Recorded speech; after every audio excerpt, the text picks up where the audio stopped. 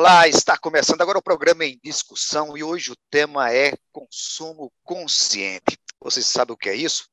Nós vamos falar sobre a sustentabilidade do ponto de vista do consumidor. Para esse tema, nós convidamos aqui o Dr. Leandro Carvalho, que é professor especialista em Direito do Consumidor, e também Jason Gonçalves, que é advogado e doutor em Direito pela Universidade Federal de Santa Catarina. Aos dois sejam bem-vindos aqui ao programa em discussão pela TV Assembleia. E eu queria começar com o Dr. Jason Gonçalves, o que é um consumo consciente? Seja bem-vindo ao programa em discussão. Muito obrigado a todos, olá a todos os ouvintes, os telespectadores também que estão nos assistindo. Um cumprimento ao Eri, ao Leandro, doutor Leandro. E o consumo, né, consciente, ele faz, né, parte de um pressuposto que existem recursos que são finitos, né? Os recursos não são infinitos. E a gente tem duas maneiras de você pensar consumo consciente. De um lado, você deve buscar um consumo que preserve o meio ambiente, né, que não seja exagerado em relação a, vamos dizer assim, itens desnecessários, o lixo que se produz, né, você deve pensar e ter atenção também em relação ao lixo que produz. E do outro lado, você tem o consumo consciente em relação ao consumidor e à sua saúde financeira. Todos nós recebemos os nossos salários, temos os nossos vencimentos, digamos assim, a oferta é enorme, nós temos sempre muita oferta, né, que estimula o consumo, e a gente deve sempre ter cuidado em relação ao que a gente pode consumir, quer dizer, o tamanho das dívidas que a gente pode fazer. Então, quando a gente fala de consumo consciente, eu acho que a gente pode fazer essa dupla abordagem, né, uma externa e uma interna relacionada ao próprio consumidor, e que é muito importante que o consumidor esteja sempre ligado, muito atento ao que pode comprar, né? Todos nós sabemos que tudo é muito sedutor, né? A publicidade está aí para seduzir a gente, para que a gente venha comprar, mas a gente deve ter muito cuidado para fazer um planejamento, né, uma educação financeira, para não gastar mais do que nós podemos. Muito bom. Doutor Leandro, o que o senhor tem a acrescentar com relação a esse tema?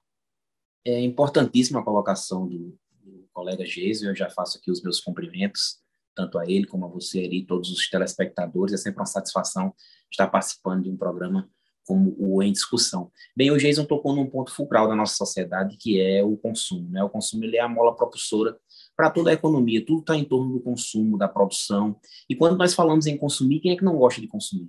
Agora, claro, foi um ponto importante que ele tocou agora no final da fala dele, foi com relação à organização financeira. A gente gosta muito de comprar, né? A gente vai ter um evento, as pessoas querem comprar uma TV, querem comprar uma roupa, querem comprar um carro novo, enfim, todos nós gostamos, é uma coisa prazerosa, isso é prazeroso ao ser humano, mas devemos ter muito cuidado. Ele falou na questão do lixo também, que se envolve bastante, a gente tem muita obsolescência programada, né, nos produtos, que são aqueles produtos, nós compramos um produto hoje, Ari, e demais telespectadores, e o que acontece? Esse produto daqui a 3, 4 meses ele já perde a funcionalidade, a gente já tem um produto novo, isso se dá o nome de obsolescência programada. E o que a gente faz com o antigo? A gente muitas vezes descarta no local inapropriado, isso pode gerar um lixo que faz uma problemática global e ambiental, envolve o consumo sustentável, então a gente tem que ter esse cuidado também, é ter cuidado com o que vai comprar, quando comprar, por que comprar, se realmente eu necessito comprar esse produto, porque eu, claro, posso poluir o meio ambiente, posso contaminar, vamos dizer assim, a minha saúde financeira, posso muitas vezes ficar endividado ou super endividado com cartões de crédito, tudo isso está envolvendo o consumo sustentável. Então é muito importante, é uma temática de total interesse para a sociedade. A questão do consumo com consciência, ou consciente, doutor Jason, é uma questão de educação. O que deveria ter nas escolas, por exemplo, mas o brasileiro, por exemplo, ainda padece por falta de um planejamento, de compor um orçamento com eficiência, de forma consciente. É o que eu percebo. Assim, a questão da educação financeira, né, que inclusive é um dos pontos que são, digamos assim, fundamentais para a chamada prevenção do superendividamento, né, que é isso que o doutor Leandro falou, a pessoa se endividar demais a ponto de não poder mais pagar suas dívidas, a educação financeira é fundamental. E como você tocou num ponto importante, e eu diria, até ampliaria o que você falou, porque nós temos dificuldades em educação de elementos básicos. Então, por exemplo, como é que a gente vai fazer uma educação financeira se boa parte da nossa população acaba o ensino fundamental, por exemplo, o 9º ano do ensino fundamental, sem entender, por exemplo, o que são juros, né? Termina muitas vezes o ensino médio, termina a escola e não consegue aplicar juros, não consegue ter uma dimensão das questões matemáticas envolvidas, por exemplo, ao custo do dinheiro. Então, a educação financeira, ela, eu diria que precisa ser incluída em algumas escolas, algumas iniciativas já estão fazendo isso, mas a gente só vai ter uma resposta adequada quando outros itens da educação também tiverem resposta adequada, né? Então, na verdade, a educação é uma questão global, mas sem sombra de dúvida, você chegar e dizer assim, olha, isso custa 100, né, e em 10 vezes isso vai custar 150, e a pessoa dimensionar isso, dizer que 50% em 10 meses é muita coisa, né, os juros são muito altos, então a gente começa a contribuir, né, para essa educação financeira. E os bancos, as lojas e todos os chamados fornecedores também têm responsabilidade em relação a isso. A responsabilidade de explicar isso para o consumidor também é deles. Não é uma questão de má fé, mas a sutileza em que as empresas utilizam do marketing acaba por colocar muitas pessoas, através dos comerciais, das propagandas, dos anúncios, nessa encurralada que é dever e não poder pagar depois. É isso mesmo, Leandro? Isso é, o mercado ele está aí para ofertar a todo preço e a toda maneira. E é interessante esse ponto, porque não temos só as letras miúdas hoje nos contratos, né? Muitas vezes os consumidores, eles fazem a compra do produto, como até o Dr. Jason falou, com muitos juros, muitas vezes ali, embutido naquele valor, e ele não tem noção daquilo que ele está comprando. Muitas vezes ele paga 2, 3 produtos. Isso acontece, por exemplo, com financiamento de veículo. Claro, a instituição bancária ela vai estar emprestando o valor, mas muitas vezes a pessoa compra um veículo um valor X e ele paga 3x, e ele não tem ciência daquilo, além de não ser explicado pelo fornecedor, ele também não tem, muitas vezes, a curiosidade até de olhar o contrato. E se assim eu fizer, muitas vezes ele não vai entender os termos que estão colocados, porque parece que ele é feito de forma para que você realmente não entenda. Aquela pessoa, claro, não tem o costume de ter o manuseio dos contratos e termina fazendo esse tipo de compra que muitas vezes termina se endividando. Sem falar, por exemplo, os cartões de crédito com seus juros anuais aí de mais de 500%. Isso é um absurdo. Eu acho que o Brasil é o top 1 com relação a essa temática de juros, ultrapassa, na verdade, os 500%. Então, as pessoas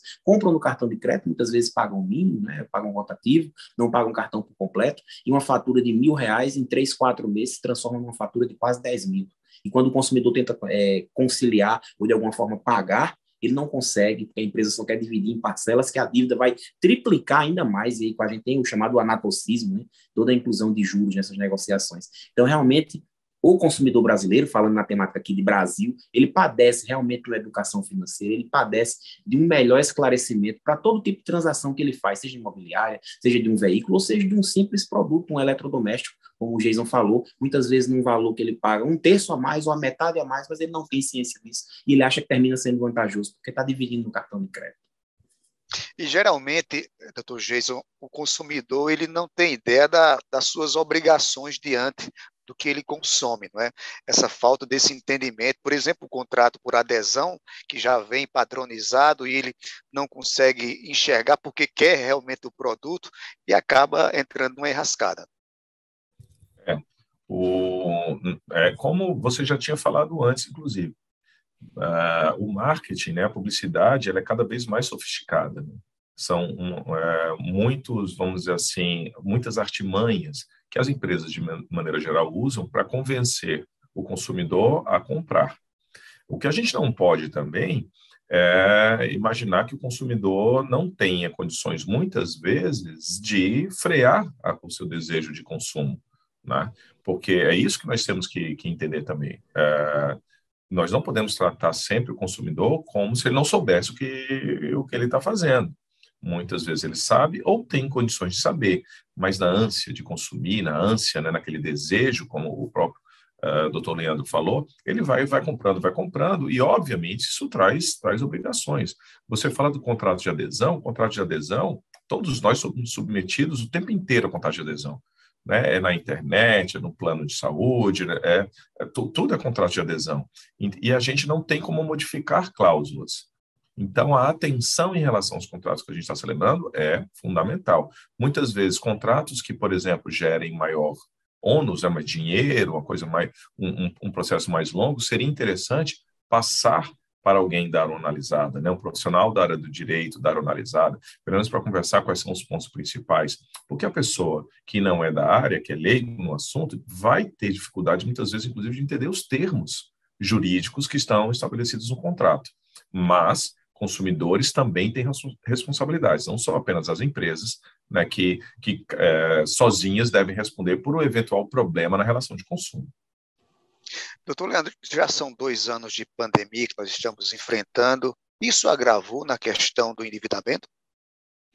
Ele agravou muito por diversos aspectos. Basta, inclusive, nós olharmos, existe um estudo da Confederação Nacional do Comércio, através de uma página que eles têm na internet chamada PIC, que eles fazem a análise, já vai completar, eu acho que 10 anos que eles vêm fazendo essas análises mês a mês. E se nós fizermos uma análise de janeiro de 2020 e janeiro de 2022, o número de famílias endividadas ele cresceu, ele passa ao patamar dos 65%. Temos aí mais de 60 milhões de endividados e super endividados, aquelas pessoas que não podem pagar as dívidas do agora e também não podem pagar as do amanhã, vamos dizer assim, dos próximos meses. Então, tivemos um crescimento, sim, na pandemia. Por quê? Tivemos, infelizmente, o aumento do desemprego, tivemos o aumento aí dos produtos, né? Estamos aí à beira, por exemplo, da temática do combustível, que está beirando aí a casa dos R$ 7, R$ 8.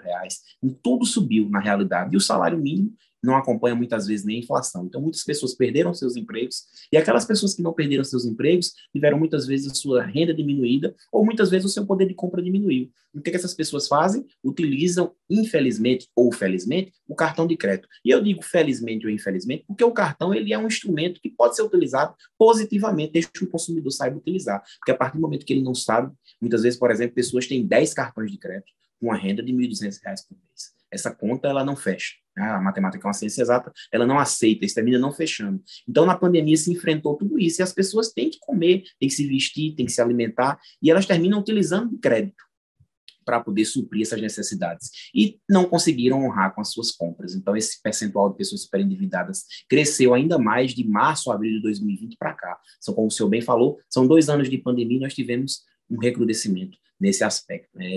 De fato, preocupante, e nós não sabemos como vamos sair disso, né? Porque a pandemia, na verdade, ela ainda não acabou, temos ainda muitos resquícios da pandemia, mesmo com vacina e todos os cuidados, e as pessoas estão com muitos problemas, seja na indústria, né? Mas, claro, as famílias também sofrem, muitas vezes, com os aumentos, com o desemprego, com a falta de renda, né, na sociedade como um todo.